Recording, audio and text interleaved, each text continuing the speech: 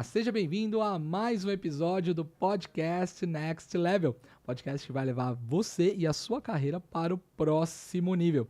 Se você é novo no canal, seja muito bem-vindo. Eu sou Poupa Ramondes, executivo global de supply chain, especialista de recolocação e transição de carreira. E hoje, trazendo um executivo, cara, que eu conheço, é um cara incrível, que eu já vou apresentar para vocês. Mas antes, eu vou te pedir que se inscreva no canal, ative as notificações, curta, comente e compartilha. Isso nos ajuda a trazer cada vez mais executivos que vão contribuir com o seu crescimento de carreira. Hoje, recebendo o Felipe Almeida, executivo comercial com uma carreira muito interessante. Ele já atuou tanto de um lado quanto do outro. E a gente vai explorar esse duplo chapéu aí, esse conhecimento que ele tem de ser vidro, né, de ser vidraça e de ser pedra. É isso aí. Felipe, muito obrigado pelo seu tempo. Obrigado, pô, obrigado pelo convite. É muito legal participar do programa. E vamos lá, vamos bater um papo aí, ver o que a gente consegue desbravar, né, desse mundo. Exatamente. Emblemático para mim, que eu tô de um lado, que eu sou supply chain, compras. Não me acho vendedor. Muita gente tem medo de vender. Primeiro, quero saber como é que a área comercial entrou na sua vida. Como é que isso aconteceu? Na verdade, eu comecei minha carreira num banco, né? E aí, um belo dia, eu resolvi sair do banco e resolvi morar fora do país. Quando eu volto, eu entro numa empresa como processo de trainee. E aí nessa empresa era de varejo, é uma multinacional. E aí foi onde eu comecei a amar a parte comercial, né? A parte de vendas, de compras, de tudo isso, né? Então foi assim que começou e que eu entrei nesse mundo há 18 anos. E como é que foi para você esse duplo chapéu? Porque assim, tem até um livro, né, que é o do Daniel Pink, é Saber Vender da Natureza Humana. As pessoas têm muito medo de vender, né? Principalmente aqui nos países latinos, até a pessoa tem aversão a uma venda direta, o que lá Sim. fora é muito comum. A venda direta dos Estados Unidos, por exemplo, é é o que movimenta a economia, né? Sim. E como é que foi para você quebrar isso? Porque uma coisa é você comprar, negociar, proteger e tentar o menor preço. Outra coisa é você tentar vender, gerar valor. Como é que você lidou com isso ao longo da sua carreira? É um aprendizado contínuo, né? Não tem a receita assim bem elaborada, né? Então cada empresa vai te dando uma condição de você estar trabalhando assim. Então não é fácil. Você tá do lado da mesa de compras é uma coisa, você tá do outro lado da venda é outra. E a gente que passa por um processo de trainee, passa por toda essa parte complexa, conhece a empresa como um todo. Então assim, eu fui muito compras e também fui muito vendas. Então a venda ela é a fase final, vamos dizer assim, do produto para o cliente. E a parte de compras é o inicial. Mas só que um complementa o outro. Né? Um está complementando o outro. Então isso daí é importante e a gente vai aprendendo, né? Sim, As teoria, técnicas. né?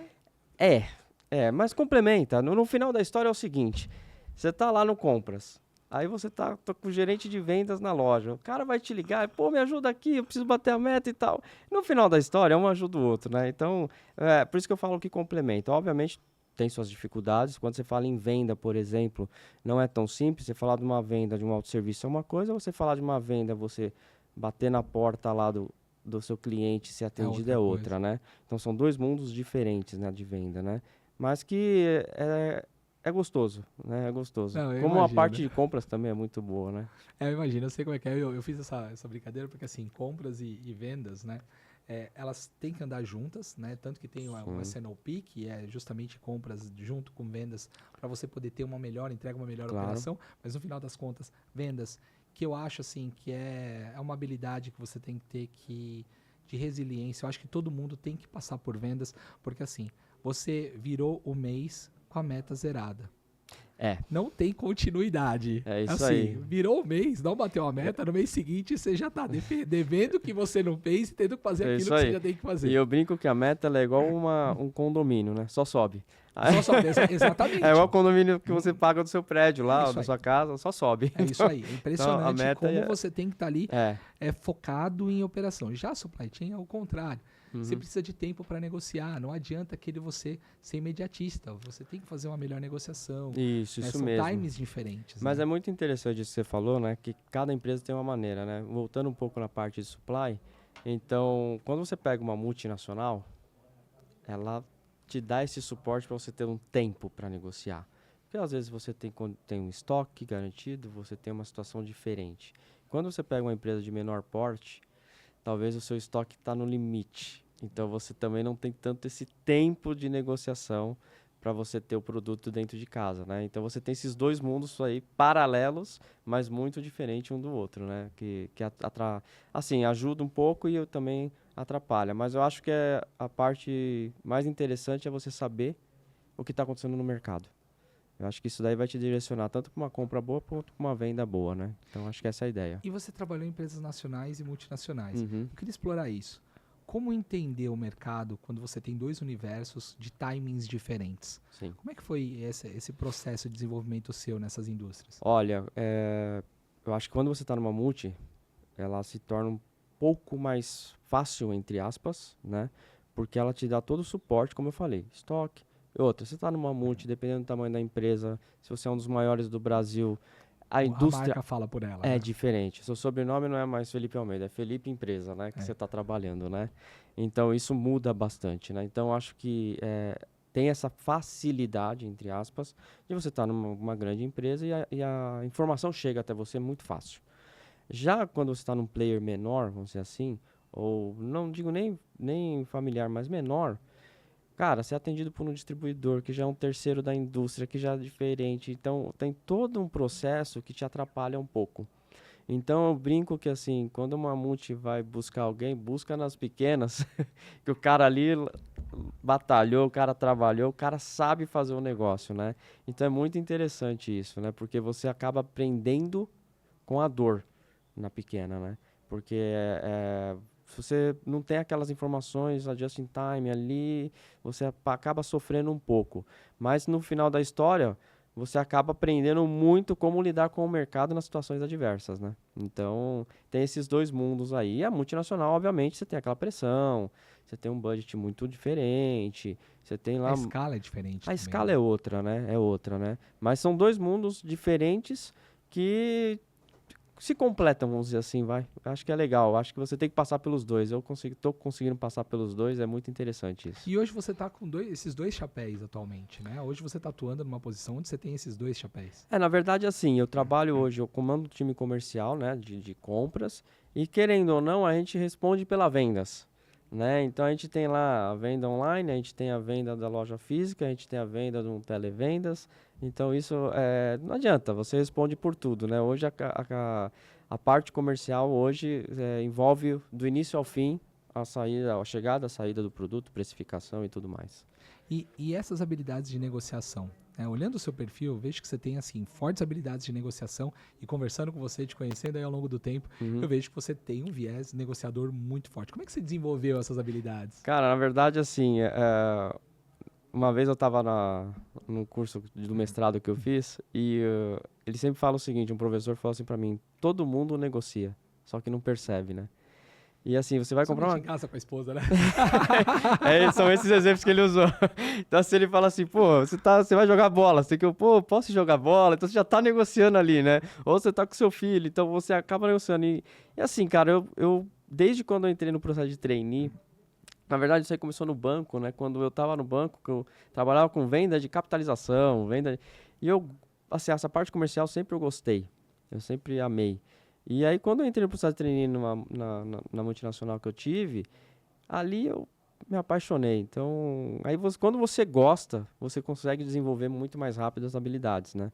Então, foi isso. Então, eu gosto disso. Eu tenho na veia a negociação. Eu vou comprar um tênis, eu negocio. Eu vou comprar sei lá, qualquer coisa eu negocio, né? Eu choro, eu brinco. Então, assim, você tem esse viés e não adianta, não me menosprezando, mas não tem faculdade no mundo que ensine isso. Acho que é o dia a dia, acho que é as empresas que você passa, o que você passa de todos os dias ali aprendendo, vendo o que acontece, observando muito outras pessoas. Eu acho que isso daí é o que faz você aprender. Não tem curso no mundo. Eu já fiz Não vários tem, cursos não assim. tem. A negociação é de pessoa para pessoa. Claro, é igual eu falo não assim, tem claro, a jeito. teoria existe e é bom, né? Você saber a teoria, mas o dia a dia ali É outra é história. muito legal. Eu tive uma experiência, por exemplo. Eu ia até te perguntar qual foi a negociação mais complexa Não, que não você digo, teve ao longo da sua assim, eu carreira? não digo complexa, mas assim, muito engraçado. Uma vez eu tive que fazer um trabalho em Madrid, na Espanha, para essa empresa que eu trabalhava, para abrir um modelo de negócio lá, de cash and care lá. E eu tava lá negociando com os espanhóis, e eu lembro até hoje isso daí, que o cara chegou assim e falou, eu tenho aqui 2 carretas de azeite e tal, não sei o quê, papapá. Eu acho que era 2,19 € o litro na época, né? Aí eu falei pro cara, foi o seguinte, eu fico com todo o seu azeite aí, com 2, 3, quantas carretas você tiver, só que eu pago 1,90 € O cara levantou da mesa e falou assim, obrigado, eu não vendo pra você, mas eu vendo pra Alemanha, mas não vendo pra você. E saiu. Aí aquilo ficou na minha cabeça, o cara do lado, assim, o espanhol do lado, falou, aqui não é o Brasil, não. E aquilo ficou marcado pra mim, né? Porque eu falei, pô, eu truquei o cara lá, e o cara simplesmente falou assim, não vou te vender, ponto final. Ele levantou da mesa e foi embora. Coisa que no Brasil você tá acostumado a barganhar. Então é uma coisa muito interessante, assim, que aconteceu comigo, marcou. Não é que foi difícil, mas eu fiquei meio, caramba, meu. E ali eu aprendi, né? Falei, pô, não dá pra brincar. Mas depende muito da região, porque eu trabalhei na China, se você não barganha, cara, os caras ficam extremamente ofendidos. Sim, eles já estão esperando esse essa embate, É né? isso mesmo. E aí mas lá não foi assim. Olha que coisa louca, né? Mas assim, uma coisa muito difícil que eu passei, graças a Deus eu soube lidar, foi no meio da pandemia. Eu trabalhava numa empresa, um supermercado, e, cara, aquela pandemia a gente não fechou, graças a Deus, porque era supermercado. E, putz, e o negócio acontecendo, e gente ligando, e daí a gente não tinha um canal online e tal. Eu tive uma aula com o Marcelo Silva, um dos ex-CEOs da Magazine Luiza. E ele falando do online e tal, e na época eu até fiz uma pergunta. Eu falei, pô, Marcelo, como é que eu faço? Eu trabalho numa empresa pequena. Ele falou, não, parou. Ele falou, toda empresa nasce pequena. Ali ele já acabou comigo no meio da aula já, né? E aí ele falou, eu falei, pô, eu queria desenvolver e tal. Ele falou, não, você tem que abrir uma loja online urgente. O mercado pede isso e tal. E eu levei o projeto uma semana depois para as donas da empresa. E virou até o meu artigo acadêmico, na verdade, esse case aí, né? E, cara, eu abri um comércio online em 90 dias no meio da pandemia. Nós abrimos lá na empresa. Então, isso foi uma dificuldade muito grande. Você imagina o seguinte, eu conheci o mundo online como comprador ali, cliente, não operando. Cara, eu tive que em 90 dias aprender a operar. Fazer um time, contratar um time para aprender a operar. Esse foi um desafio gigantesco para mim. Dentro da pandemia, como é que no você meio de uma pandemia e ainda tem que garantir a integridade garantir a de todo integridade. E ainda eu tive que pensar na logística, tive que pensar em tudo. E graças a Deus conseguimos montar um time muito bom que me ajudou a construir isso, porque eu sozinho não ia conseguir nunca. Então a gente se posicionou com vários profissionais bons ali e conseguimos em 90 dias subir a loja. E foi um case de sucesso. Foi muito legal isso daí. E aí dali a gente evoluiu com a loja online também. Então ali eu aprendi muito sobre o online. Não vou mentir para você, era um mundo que eu até então desconhecia como operação, eu conhecia como consumidor. Mas operacionalizando ali, foi ali que eu descobri de verdade mesmo, É um né? grande desafio, né? Porque veio o Mercado Livre aí entregando no mesmo dia. Sim. Eu vou falar para você que para quem está trabalhando no online, conseguir bater uma operação como o Mercado Livre está fazendo é muito complexo. Na verdade assim, né? Você tem que usar, tanto é que o tema do meu artigo foi isso, né? Marketplace ou sua loja online, né? No final da história é o seguinte, você tem que ter os dois. Não tem jeito. Você tem que ter os dois. Você tem que ter lá o seu online e seu marketplace. Né? Você está falando de Mercado Livre, você tem uma Amazon, você tem a própria Magalu, por exemplo, uma Shopee que está vindo fortíssima. Então, assim, difícil bater esses caras, é impossível. Mas você fazendo um bom trabalho, você ganha um pouco. Você ganha uma fatia que talvez não é que não seja interessante para eles, é que você pega aquela fatia pelo nome da sua empresa, pelo que você presta de serviço e tudo mais, né? E você vai aprendendo. E aí você vê que no mundo online não é só o preço. Aí tem outras coisas envolvidas, né? A rapidez na entrega, valor de frete, como chega o produto em casa, ou seja, a experiência de compras. Então, assim, você começa a abrir o leque de conhecimento assim que não para. É que é diferente do presencial, né? No presencial Sim. são outros intangíveis ali. Sim. É a experiência da loja, uma série de coisas. Com certeza. Já no online é a comodidade. E o consumidor ele está mudando por conta dessas operações online. Sim, né? Muito. Principalmente depende da área também, né? Já está no online. Hoje você pega, por exemplo, até triste isso, você vai num shopping, você vê um monte de loja fechada. Você vê loja assim, não tem a camiseta aqui, mas eu posso te entregar daqui 2 horas. Então você já começa a ver que o online pós-pandemia tomou conta de uma tal maneira que assim, o offline vai ficar para algumas outras coisas. Por exemplo, acho que um varejo tradicional, não tem como, né? O desafio é muito grande você entregar uma fruta do jeito que você gosta de comprar fruta. Exatamente, porque você tem o seu estilo de escolher. Às Você- vezes eu quero um pouquinho mais isso. verde para durar um pouquinho mais, eu não quero ela Isso tão mesmo. madura. Apesar que tem alguns sites hoje que já falam assim, como você quer o seu produto, né? Mas não é a mesma coisa. Então, acho que isso ainda vai demorar para ser substituído ou a pessoa acostumar a comprar assim. Apesar que a nova geração, por exemplo, eu tenho uma filha de 10 anos, com certeza ela dificilmente irá comprar alguma coisa sem ser no online, né? Porque já está no online, né? A Mas minha de 10 já quer uma conta no Mercado Livre, então, cara. eu não deixo. Eu não deixei ainda.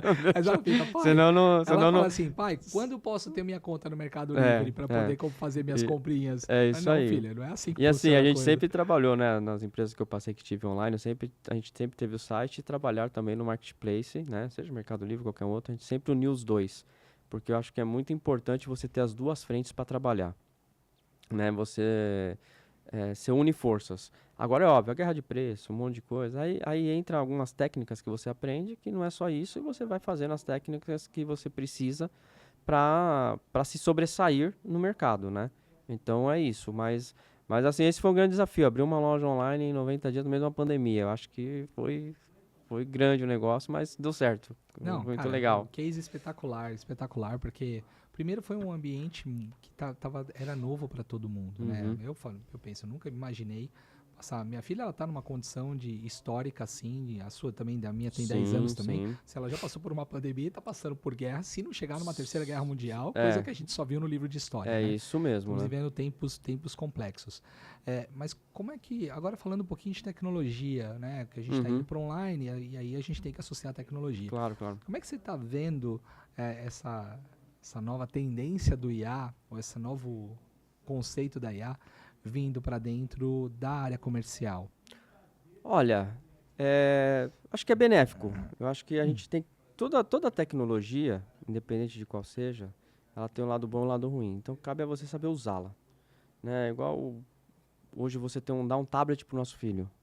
Pô, é legal, desenvolve N coisas e tal, mas pô, mas tem um lado ruim. Sim. Pode afetar a vista, pode afetar tal coisa, tal coisa. Então eu acho assim, a IA, ela vem para auxiliar. Você vai ter que saber usar.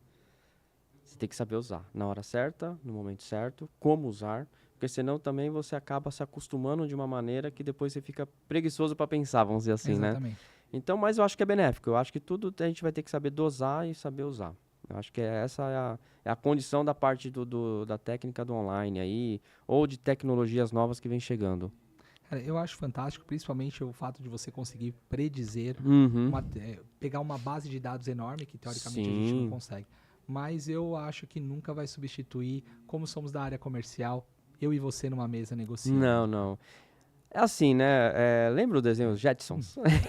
Eu lembro, tem até um meme que eles pegam os jets Então, e as coisas tudo acontecendo. Então, assim, né? tudo aquilo lá, você falou, pô, será que um dia vai acontecer? Cara, muita aconteceu, coisa né? já está acontecendo, né? Eu também não acredito que substitua. Eu acho que algumas coisas nunca vai substituir o ser humano, né? Ontem mesmo eu estava vendo uma matéria na TV falando sobre uma feira agrícola que está tendo agora em AgriShow. Ribeirão, Isso, em Ribeirão AgriShow. Preto. Cara, você vê os tratores, você vê tudo aquilo, você vê hoje drone e tal, não sei o quê, mas quem opera ainda é um ser humano, É um ser humano. Não tem jeito. né? Então, assim, claro, vem para ajudar, mas eu acho que essa parte ainda continua com a gente, continua conosco, e vai ser difícil tirar da gente. É óbvio que hoje muitos sistemas, muitos RPs já ajudam você no supply, ou a ter uma noção de como comprar, como fazer, qual o estoque você tem que ter e tudo Melhor mais. comportamento também, né? Isso, mas eu acredito que a gente continua ainda sobrevivendo ainda à tecnologia que está vindo. Não, vamos sobreviver, que eu falo. Sim, A sim. IA ela vai vir para ser um suporte. Me preocupa as pessoas tirarem o seu protagonismo e jogarem para ela, que no final das contas ela vem para auxiliar, entrar como suporte, não Isso, necessariamente Isso mesmo. para substituir alguém. Mesmo porque tem alguém que tem que fazer o prompt para aquela máquina pensar do jeito que você quer que ela Isso aí, pense. é o que eu brinco até Entendeu? nas empresas assim que eu passo, né? Os caras, pô, mas o sistema não funciona. Pô, o sistema tá. Peraí, quem alimenta o sistema somos nós. É isso aí. Nós É alimentamos você o que dá o sistema. input. Então não vem falar que a culpa é do sistema. Eu sempre defendo o sistema nisso, né? Porque, pô, mas o relatório não sai certo, tal coisa não sai certo. Peraí, mas quem deu entrada na mercadoria? Quem deu a venda? Quem deu baixa? Não é o Exatamente. sistema sozinho. Então tem esse lado aí que o pessoal ainda cutuca um pouco a tecnologia, mas ela vem para ajudar. Que bacana. Então vamos falar de pessoas. Quero Sim. falar da parte de liderança. Hoje você lidera um time comercial. Sim. desafios de liderança, quem não tem? Uhum. Todo líder tem um desafio. E como é que você está lidando com esse novo momento do mercado? Você trabalha num negócio onde é praticamente presencial. Sim, 100% da minha parte. Presencial, não tem o que fazer. Você está ali num Uhum. segmento que ele exige. As pessoas cada vez mais querendo trabalhar online. Uhum. Meta de venda e meta para bater de compra, de Sim. saving, não tem o que fazer. Como é que está sendo os desafios para o Felipe na liderança? Olha, assim, é grande, né? Porque é uma mudança de comportamento até dos liderados hoje, né? Então, assim, não é fácil lidar com isso. Porque quando eu falo assim, o Felipe há 10 anos atrás era um modelo de liderança. O Felipe hoje é outra coisa. É outra coisa. Não dá mais para você ser da old school, como a gente brinca, na parte comercial, né? Hoje não aceita mais, né? Como antigamente a gente batia na mesa, eu quero comprar isso, quero fazer aquilo, quero... Numa negociação, hoje não dá mais isso. Hoje as pessoas não toleram mais isso. Então é uma evolução. Acho que eu estou em evolução na parte de liderança, sempre vou estar. Não existe um líder perfeito, não tem como. Mas eu sempre luto para dar o melhor suporte para os liderados, dar condições e conhecimento para que eles possam desenvolver um trabalho e crescer. Porque a minha ideia é sempre fazer com que quem esteja trabalhando comigo cresça junto com a empresa. Então eu tento ser esse líder. Eu tento compartilhar conhecimento, aprender muito com eles e, cara, assim, confiança. Confiança. E vontade. Quando a pessoa que está contigo, ela tem vontade de aprender, a sua liderança fica mais fácil. Muda tudo, né? Muda tudo. Então, eu acho que a pessoa tendo vontade já 70% do caminho já concluído já, né? O resto é dia a dia que vai dar condições pra gente. Eu aprendi com o gestor uma vez, quando ele me fez a entrevista, quando eu estava saindo para ir para a ZF, ele começou a entrevista perguntando assim, o que seu pai e sua mãe faz? Isso ficou... Aí eu fui contratado e depois fui perguntar para ele. Falei, cara, você foi a primeira pessoa numa entrevista que me perguntou isso. Assim, pô, eu quero uma pessoa que precisa trabalhar, que está com vontade de trabalhar. Isso, o resto a gente desenvolve. Cara, eu não quero que alguém entre aqui só porque precisa estar, porque o pai e a mãe tá mandando sair de casa. Isso é alguém que tem a vontade de trabalhar. Sim. E realmente faz total diferença, porque a pessoa ela se dedica, você consegue desenvolver, claro. tem toda uma atividade. Mas o mundo tá muito complexo, porque agora você tem novas profissões, né, que não existiam, as pessoas querendo ficar mais em casa. Você tem sentido resistência do pessoal no presencial? Ou pelo menos no segmento que você está atuando, as pessoas já sabem que no home office não vai existir? Olha, ontem até a noite eu estava num jantar com os amigos e a gente estava discutindo isso, né? Muito interessante. E, de fato, na parte comercial, não existe tanta resistência. Né? Porque eles sabem que o presencial faz parte do negócio. Mas tem outras áreas na própria empresa, dentro da empresa, que o pessoal, pô, quero fazer home office e tal, não sei o quê. Então, acho que depende muito da área da empresa, depende muito do segmento que você tá. Comercialmente, igual a gente falou, esse tete a tete aqui. Não tem o que fazer. Não tem o que fazer. Eu tive um gestor, há muitos anos atrás, e ele falava assim, cara, todo mundo que aparecer aqui na sala, você atende. Mesmo você não querendo fechar negócio. Daí eu falei, mas por quê? Assim, porque ele vai te trazer alguma informação. E isso daí, por mais que você fale, a gente pode fazer uma reunião online, no Zoom, no Meeting e tal, não sei o quê. Não é a mesma coisa. Não é a mesma coisa você estar lá com o cara, tomar um café com ele na área ali da empresa e tal. Ali no café, às vezes, você consegue tirar 5% de desconto, ou captar uma informação que você precisa. O cara, às vezes, você, putz, tava no concorrente ali, o cara fechou isso e tal. Porque é um momento de descontração. E isso daí eu acho que a gente não pode perder, né? E principalmente na parte comercial, que é o coração ou o pulmão da empresa, vamos dizer assim, né? Então, não tenho tanta resistência com isso, não. Acho que o pessoal já entende que é uma área que, felizmente ou infelizmente, tem que estar presencialmente, né? Não, isso é importante, porque na área de tecnologia, eu estou numa empresa de tecnologia, né? E assim, tá muito difícil o retorno presencial. Sim. O híbrido não é nem presencial 100%, é o híbrido. Cara, e como a área de tecnologia, ela estava em super alta, agora ela está em alta. Ainda tem muita demanda. Tem muita demanda. Mas você, assim, falar para um desenvolvedor que ele vai ter que ir para o escritório... as dificuldades são essas mesmo, né? E o mercado está contratando, está demandando. Difícil você conseguir. E é uma coisa que é uma discussão, assim, vamos dizer, eterna, né? Produção, né? O cara produz bem, não produz bem, né? Então, vai depender muito do profissional, vai depender de como ele... Até ontem, como exemplo, com o casal de amigos nós estávamos, eu falei, pô, mas eu não almoço com o notebook do lado. Eu falei, então, mas é disciplina. Falei assim, tudo tem seu ônus e seu bônus estar em casa, mas tem que ter disciplina. Horário de almoçar, horário de almoçar. Se você estivesse na empresa, você não ia cumprir. Como horário de chegar também, horário de sair também. Então, acho que tudo é a disciplina, sabe? Que você tem que ter para você ou estar no presencial ou no home, não importa. Essa disciplina tem que fazer parte do seu dia a dia. Eu acho que o home... Eu trabalho numa empresa global. Então, Uhum. assim, você falar que eu conheço o time, não conheço Não, presencialmente. claro. Não tem como. Nunca Uhum. vi minha chefe presencialmente. E a gente consegue ter um alto nível de produção. Uhum. O que a gente perde? Conexão. Isso é fato. Sim. A empresa tem feito coisas maravilhosas assim de, vamos pegar um dia, parar uma cesta e vamos cozinhar. Você compra os ingredientes, a gente abre um Teams e ali cada um faz a sua casa, que são iniciativas muito bacanas. Uhum. Mas não substitui o presencial. Não, jamais. Tanto que nós tivemos um offsite recentemente que ali a conexão que se gerou depois de muito tempo todo mundo em casa é impressionante. Então eu acho que assim, o modelo de home, as empresas vão ter que descobrir o modelo que melhor funciona. Claro, claro. Tá? Não tem jeito. Mas eu acho que o mundo ainda vai ter um choque ainda, porque eu vejo muita gente querendo coisa home office e não necessariamente funciona. E mais ainda, tem gente que... Eu vivo essa situação hoje. Uhum. Pessoas, por conta da pandemia, viajaram com os recursos da empresa, ficaram por lá, saíram da empresa e eu não tenho nem como voltar com o recurso para dentro do país de novo. É isso aí. Entendeu? Porque como é que eu realoco um recurso que saiu com a mão do colaborador, por exemplo? Uhum. Então são situações que o mundo ele vai ter que se ajustar Sim. de alguma forma. Né? Tá se ajustando, né? Você vê também algumas empresas que antes eram 100% home office já estão no híbrido, outros já estão voltando também. E assim, até eu visitei uma empresa aqui na Paulista esses dias, fui no escritório, 2 andares, o prédio e tal, tudo vazio. Isso não é legal de ver. Cara, É ruim, exatamente. né? Assim, a sensação, eu digo, né? Não, e até como cliente, você fala assim, como é que eu vou... eu quero visitar a empresa, eu quero ir tomar um café na empresa. A empresa não tem um escritório, quando chega lá não tem ninguém. Não tem ninguém. Qual a sensação que você tem, né? É diferente, né? É estranho, né? Não sei dizer exatamente, mas assim, eu acho que tem que ter um equilíbrio nisso daí. Eu acho que tem que... Vai se ajustar, o mercado se ajusta, não tem como, né? É igual um produto quando está em alta, ele se ajusta.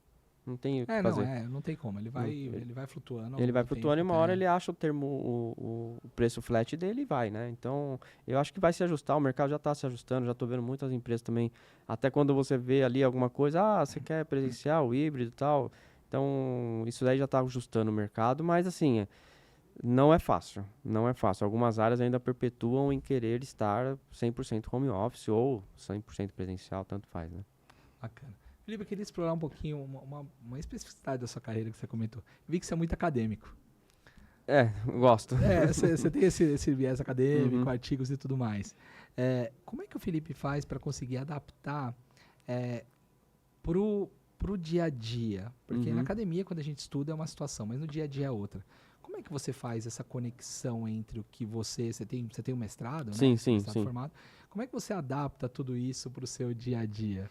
É pessoal, tá? Eu tenho vontade de fazer um mestrado também, é que eu não tive tempo ainda de fazer. Assim, foi uma loucura que eu fiz, assim, para adaptar, né? Porque, o que acontece? Eu comecei o mestrado no início de 2020, antes da pandemia. Cara, eu acho que eu tive 5 ou 6 aulas presenciais. Veio a pandemia. Então, eu vou ser bem transparente. Eu acho que se fosse no presencial, não sei se eu ia aguentar o tranco, porque é pesado. É pesado, né? É pesado. Eu ficava de sexta-feira das 5 às 11 e de sábado das 8 às 5 da tarde numa faculdade. E aí com família, com esposa, com filho e tal, é complicado. Mas assim, por gostar, eu falei, não, eu quero fazer, eu quero me desenvolver. O lado bom da pandemia, eu tive as aulas online, mas assim, ao vivo, né? Só que eu fazia da minha casa, então minha filha estava próxima, então isso facilitou, né? Para mim unir as coisas. Mas não é fácil quando você está 100% no presencial, é puxado, é um negócio que assim, eu sabia do desafio, eu sabia de tudo, mas eu fui para cima, tanto é que demorou 2 anos e alguns meses ali para eu finalizar tudo, né? Então foi muito legal isso daí. Mas eu acho que tem que fazer, eu acho que independente da área que seja, eu acho que você tem que sempre estar se ampliando o seu conhecimento, eu acho que estudar nunca... 2 coisas que ninguém tira de você em hipótese alguma. É o conhecimento e o prazer de ter uma viagem, alguma coisa que você vivenciou, né? Você pode perder uma casa, perder um carro, mas isso daí ninguém tira de você. Então é o que eu invisto na minha vida, eu sempre invisto em viajar e tá sempre estando atualizado aí com alguns cursos, né? Exatamente. O mestrado eu tenho sempre quis fazer. mas é justamente o equilíbrio ali, porque é um tempo de dedicação. Com quem eu conheço, Sim, tenho é muita leitura. doutores, pós-doutores. Eu gosto muito de ler, a leitura não seria um problema. A questão é como é que eu consigo encaixar um conhecimento específico dentro do mestrado frente a outras coisas que eu também preciso desenvolver ao longo do dia a dia Sim. para o desenvolvimento profissional natural. Ou seja, você cobertor curto, né? Eu vou ter que parar de um lado para ir Isso, para o outro. eu me né? sacrifiquei de algumas coisas, tá? Não vou mentir. Teve épocas que eu pedia para a empresa que eu trabalhava na época, que não é a atual agora, eu falava, ó, preciso de meio-dia aqui, sair mais cedo, que eu preciso resolver um negócio do meu mestrado. E como a empresa já sabia que eu fazia, beleza, você entendeu? Mas assim, é doído, não é fácil, mas é prazeroso quando você pega o diploma. Você venceu, né? Você Não, passou com por aquilo, né? certeza. E, então é prazeroso, mas E o impacto positivo na sua carreira do mestrado? Como é que assim, tem sido isso? até uma coisa que a gente conversa bastante, né? Assim, dentro do meu dia a dia, ele não impactou muito. Porque o mestrado, ele serve o quê? Para quem quer lecionar. Não que você não aprenda, tá? Não é isso. Mas, assim, eu acho que pro dia a dia nosso, ele não impactou tanto. Traz conhecimento. Tanto é que eu até usei um exemplo, pô, abri uma loja online lá, porque o Marcelo Silva falou tal. Mas, assim, não é pro âmbito do dia a dia comercial ali e tal. O mestrado, ele é mais focado para uma área de estudos, pesquisas e tudo mais, né? Mas eu quis fazer na época porque eu tinha vontade também, tenho ainda, de uma hora poder dar aula numa universidade, alguma coisa, então eu fui por esse lado. Mas assim, pro dia a dia de empresa tal, cara, super normal, não impacta muito não, pelo contrário. E você sente alguma restrição do mercado, quando o mercado sabe que você tem Ah, um pouco, mestrado? né? Na época que eu tava fazendo, você via que os caras, tipo, até quando alguém te chama pra conversar, ou uma empresa, tá, pô, você tem mestrado, até o cara que tá te entrevistando, às vezes fala, puta, esse cara aí vai vir, vai vir pra me derrubar, e na verdade não tem nada a ver, né? Porque o mestrado não é pra isso, né? Ele não, Não, então a pessoa ele acha que você tem um ultra um ultra conhecimento. conhecimento, e na Não é verdade não, necessariamente, ele né? vem pra uma outra linha de pesquisa, é uma outra situação onde, claro, você tem conhecimento, você agrega muito, muito, muito, muito. Muitas coisas que eu ouvi falar foi no meu mestrado. De online, de um monte de coisa. Pô, eu comecei a ler artigos que eu nem imaginava que existia. Porque eles te dão esses caminhos, né? Mas assim, mas não tem nada a ver. Não é porque você é um mestre, um doutor ou alguma coisa, você é melhor ou pior que o outro e vai entrar pra derrubar o cara. Não tem nada a É ver porque isso no mundo daí. corporativo eu sinto que o título, ele pesa bastante. Ser Sim. gerente, ser diretor, pesa muito mais do que realmente a entrega. E eu percebo, às vezes, eu até indico para algumas pessoas, né? Já conversei com várias, assim, na recolocação e transição de carreira.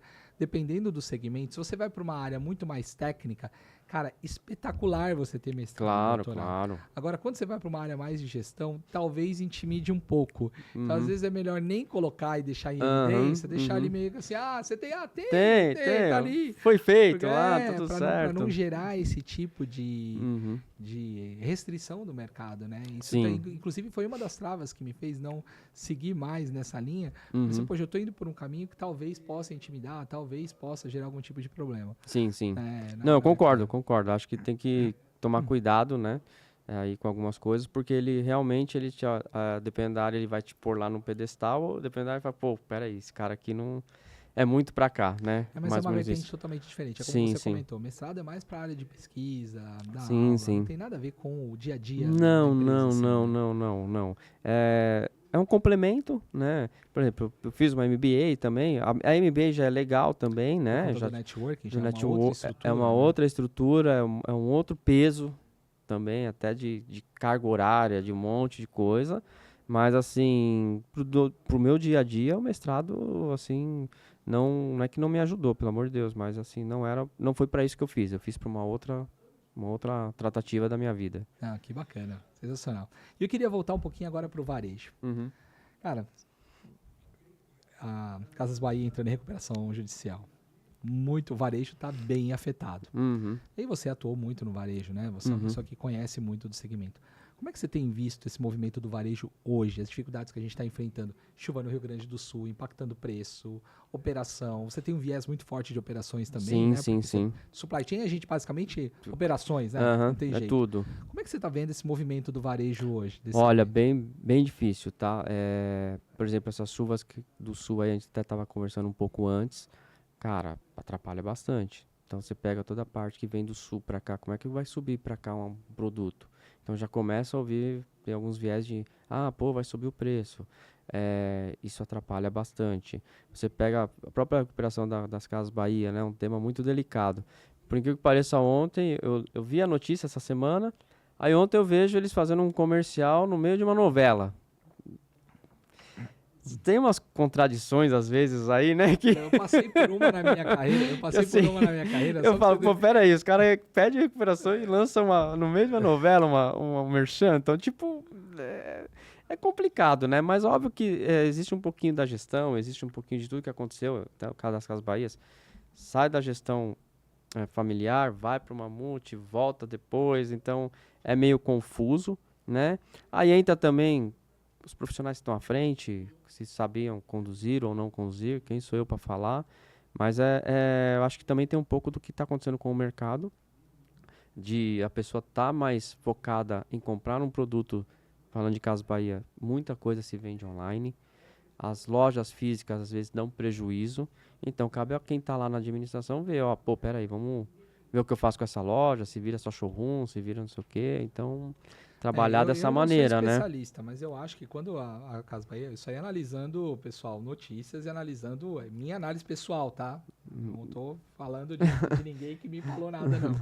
Mas as Casas Bahia, ela cresceu no físico, né? Com pessoas ali no crediário. Sim. Quando você entra para um grande grupo que você tenta levar para o online, onde a característica de venda da loja é a pessoa ir na loja e sair de lá com o produto, você tem uma mudança e o comportamento do consumidor está mudando e nesse meio tempo pegou esse movimento aqui. Sim. Então talvez essa migração do vou para online, agora eu preciso voltar para o canal que realmente a pessoa me conhece, porque assim, cara, Casas Bahia, a marca, até quando mudou para Via, que trocou o ponto frio e tudo mais, falei, mas e o pessoal que está acostumado com o carnê, a pagar ali todo dia? Tem uma história que eu ouvi de um profissional que trabalhou comigo e ele contou isso, não sei se é verídico, então volta a falar, uma história que me contaram, que ele falou que o fundador disse que estava na loja e uma pessoa estava lá para pagar o carnê, né? Isso aí na década de 90, sei lá.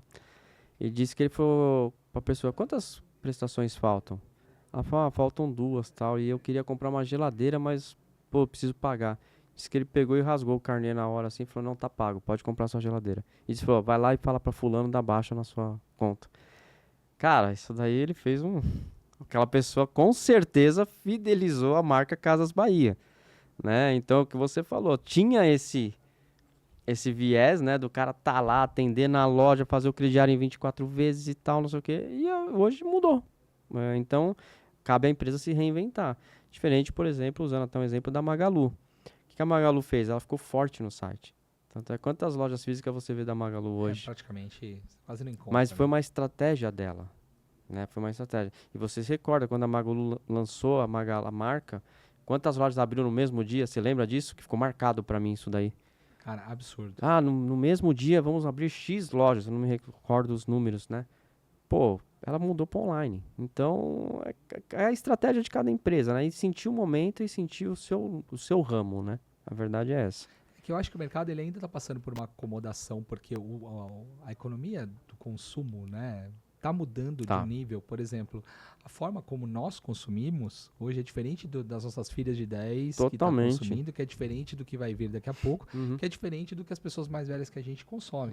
Então, assim, como integrar isso? Hoje, por exemplo, eu não conheço uma empresa que, se não operar no Omnichannel, vai conseguir sustentar por muito tempo no mercado. Difícil. Hoje você tem que ser Omnichannel. Hoje não tem como você não dar o suporte para essa pessoa em todos os canais de venda que você tem. Não tem como. Se você não fizer isso, aí você está morto no mercado. Eu vou falar o exemplo parentes mesmo. Minha mãe. Minha mãe não compra muita coisa online que ela tem medo. Né? Então, assim, eu tenho que tratar minha mãe de uma maneira, como cliente. Já tô no misto ali. Tem coisa que eu gosto de comprar fisicamente, tem coisa que eu gosto de comprar online. E tem o cara que é 100% online. Esse sou eu. Eu entro no estacionamento. Eu vou no shopping, entro no estacionamento e saio sem pagar. Não porque eu não quero pagar, pessoal. É que é o tempo que eu quero passar dentro do shopping é o menor possível. Possível. Eu também. Eu não suporto. Também que... Assim, eu vou no shopping em última instância. Eu vou mais para ir para uma área de alimentação do que para ir para fazer compra. Ou a experiência. Sou fã da Nespresso. Nespresso, patrocina o programa. Fala de vocês, fala de networking, fala de café. Eu preciso trazer a Nespresso para patrocinar. Mas, por exemplo, quando eu vou no shopping, por exemplo, para comprar o café da Nespresso, eu vou na loja por conta da experiência. De tomar o café, então eu compro. A explicação que se dá. A explicação, quando tem um café novo, os eventos. Aí eu não tenho problema de pagar o estacionamento. Mas esse é o maior desafio do online, sabia? Como você vai passar a experiência do produto online? É um desafio. Como é que você faz isso? Fazendo um vídeo? Só escrevendo um texto? Quantas pessoas leem o texto? Quantas pessoas já comprou online e falam assim, pô, comprei errado, eu não li o que estava escrito. Então, assim, é um desafio que se tem. Você trazer esse mundo que existe no offline para vender no online. E eu acho que é a experiência. A Nespresso fez uma campanha, não sei se vocês viram, a Nespresso está tentando trazer os cafés gelados para o Brasil. Sim. E não é uma tendência do brasileiro de tomar café gelado. E eles trouxeram um café de melancia. Nossa. Café de melancia. A cápsula. Eles fizeram um evento num parque. Pro lançamento da linha de cafés gelados. Cara, foi espetacular a campanha. Para começar a mudar o consumo do brasileiro que está acostumado a tomar café quente. Então, ou você começa para poder unir o online com o presencial com experiências, ou senão você não vai conseguir alavancar mais negócios. Não, com certeza. Tem que estar em todo lugar você hoje. vê, eu sigo uma pessoa no Instagram que é de corrida, que eu gosto de fazer corridas e tal, né? E ela vai em vários eventos mostrar como funciona o amortecimento dos tênis. Legal. Então assim, mas daí você tem lá, compre aqui pelo nosso Insta e tem um cupom de 10%, né? Então ela une a experiência de estar lá, vestir o tênis e tal, e também comprando no meu site você paga 10% a menos. Né? Então ela alimenta, ela capta num lugar para alimentar o outro. Então é uma maneira. E não deixa de ser uma omnicanalidade ali, né? De estar integrando todos os seus canais, integrando tudo para fazer a venda, né?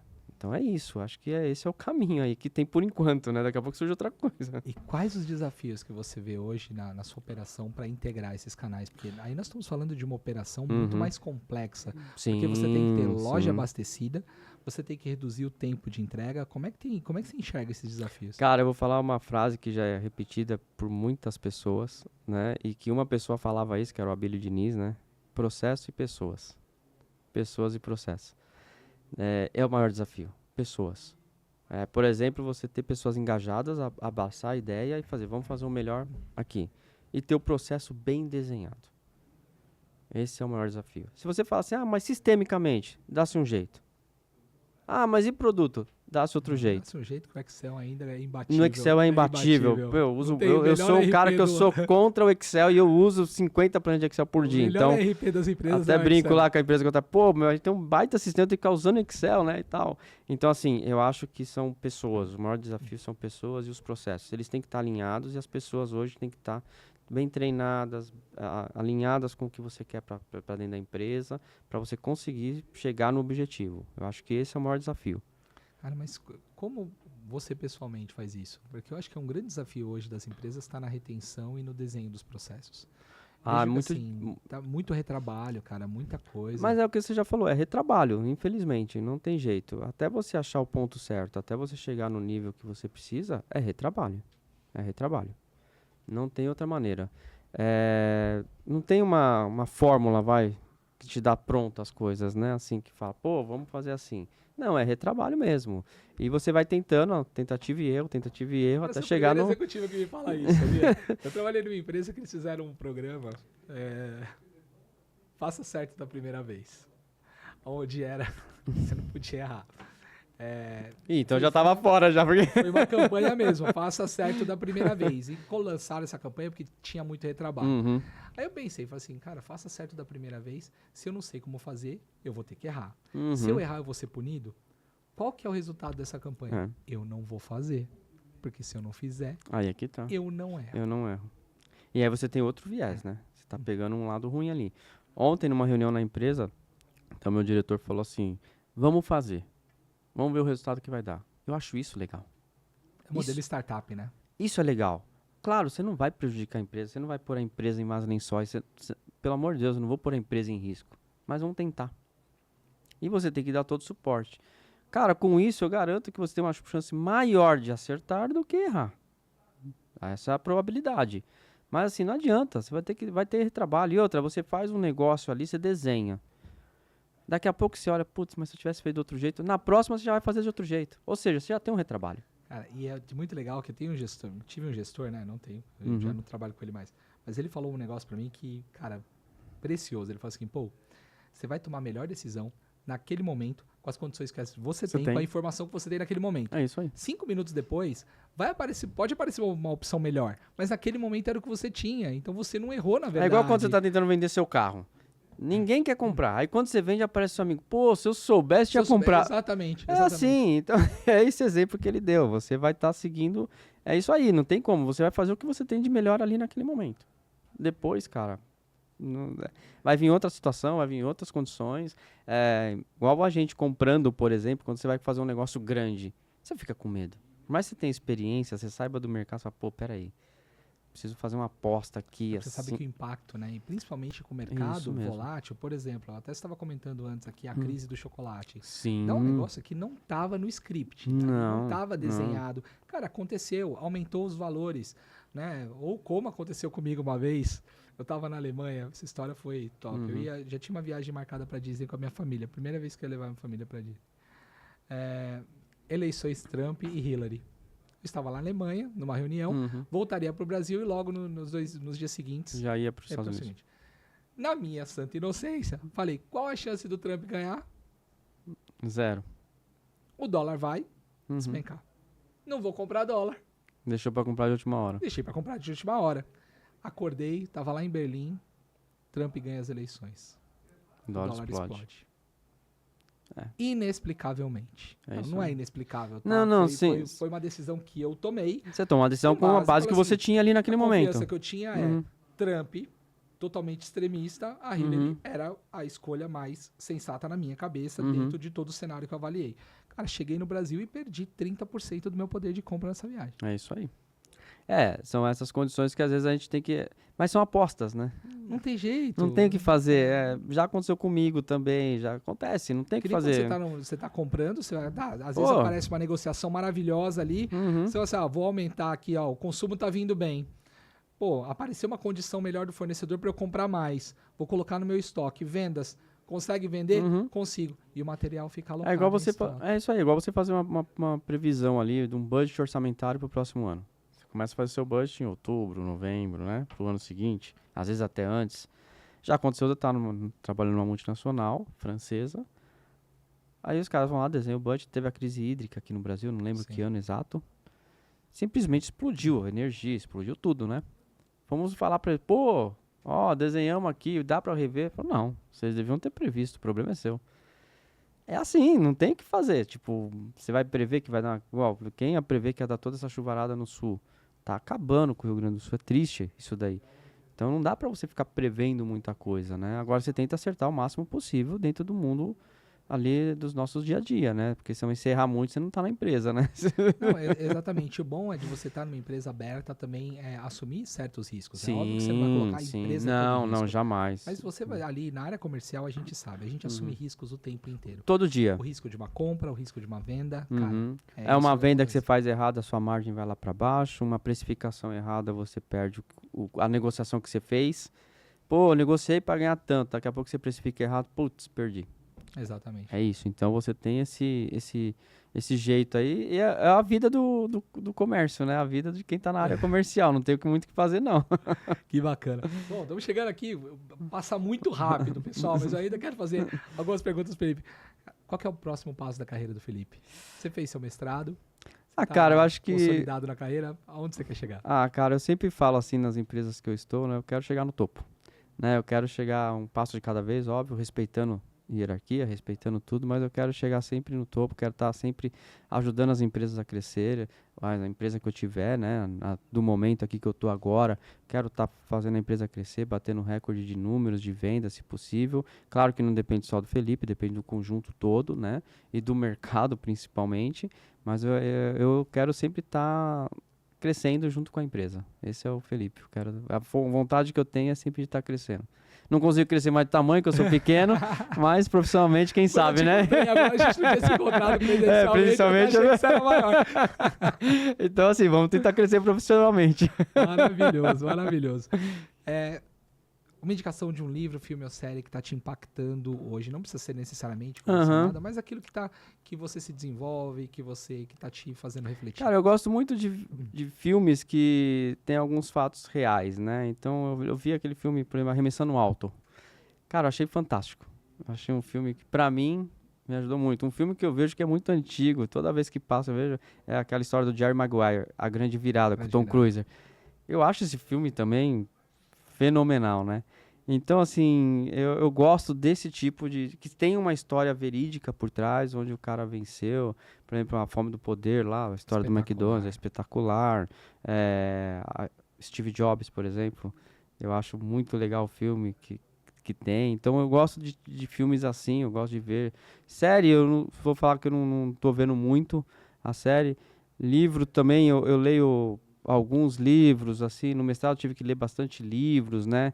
Mas eu gosto mesmo de filmes com histórias verídicas. Eu acho que isso daí me fortalece às vezes. Ah, que bacana. Eu gostei muito de uma série do Spotify. Não vou lembrar o nome, eu vou colocar aqui na descrição também, que conta a história por vários vieses, assim. Mas eu gosto também de, assim, quando você consegue tirar ali, extrair o que aconteceu ali. Isso, é legal. Isso que traz... A minha esposa viu acho que é O Gambito da Rainha. Espetacular. Eu acompanhei, porque eu acabei vendo com ela ali também. Espetacular. Muito legal também. Então tem algumas séries aí que... A minha irmã já vê mais coisa coreana, eu já não curto tanto, então... Mas eu gosto igual. O Gambito da Rainha é muito legal, né? Então eu gostei também de ver. Eu tinha esquecido dessa daí. Que maravilha. E você com um cara espetacular do segmento comercial, queria que você passasse um recado para a nossa audiência, das pessoas que querem entrar na área comercial, dos desafios. Que mensagem você poderia passar para eles, para quem quer seguir esse caminho? Olha, quem quer seguir esse caminho, estude, se aprimore no dia a dia da empresa e tenha resiliência, que é a palavra do momento. Acho que ser resiliente hoje é o principal para quem quer estar na área comercial, né? Porque cada dia é matar um leão mesmo e lidar com muita diversidade. Não tem jeito, mas é resiliência, eu acho que é isso. E se preparar, sempre estar preparado. Eu lembro que um fato muito importante aconteceu na empresa que eu trabalhava, que o cara chegou em mim e falou, você tem passaporte? Falei, tenho. Falei, então, daqui de um mês você está indo viajar para tal lugar para fazer um negócio pra gente. Então, por quê? Eu estava preparado. Né? Mas é uma coisa, entre aspas, idiota, um documento nosso, né? Sim. Mas quantas pessoas ali ele perguntou e não tinham o passaporte? Não tinha passaporte, quer levar mais. E eu nem era a primeira pessoa, tá? Aí é que tá, não era, fui uma terceira ou quarta pessoa, mas eu estava preparado. Então esteja preparado, é isso. Tem uma frase de um mentor meu, Ricardo Silva Voz, cara incrível, ele falava assim, nunca se prepare quando você precisa estar pronto. Você tem que estar pronto sempre, a sua preparação lá atrás, lá atrás. Então o mundo comercial é isso, se prepare, estude, tenha resiliência, vai pra cima, que eu acho que é o que vai fazer você se tornar um vencedor. Não digo um dos melhores, mas um vencedor. Ah, com certeza. Felipe, muito obrigado pelo seu tempo. Obrigado você, pelo bate-papo. Daria pra gente ficar horas e horas batendo papo aí. Espetacular, muito assunto pra gente falar. Mas obrigado pelo seu tempo. Obrigado. Espetacular ter você aqui, conhecer presencialmente, que a gente se fala Sim, no online. só falo no online. A gente mora perto também. É verdade. Mas acaba na correria do dia a dia, não conseguindo se encontrar. Então, obrigado pelo convite também, e fico à disposição aí. Maravilha, sempre. Pessoal, as indicações, o perfil do Felipe vai estar aqui na descrição para vocês conectar com ele. Se conecte com ele pelo LinkedIn, super ativo, tá sempre postando ali conteúdo muito bacana. Obrigado pelo seu tempo. Não se esqueça de se inscrever no canal, ativar as notificações, curtir, comentar, compartilhar, para a gente poder disseminar essa mensagem e trazer cada vez mais executivos como o Felipe aqui para contribuir para a sua carreira e levar ela para o próximo nível. Até o próximo podcast Next Level.